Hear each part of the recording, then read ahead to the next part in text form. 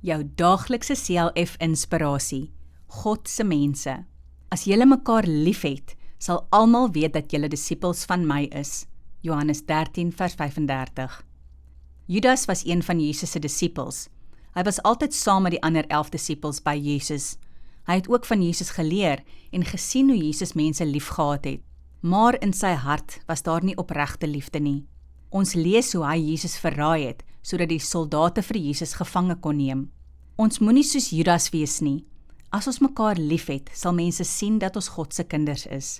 Dink net hoe 'n beter plek die wêreld sou wees, as ons mekaar sou lief hê, soos Jesus vir ons liefhet. Daar sou nie geweld en misdaad wees nie. Ook sal lande nie teen mekaar oorlog maak nie.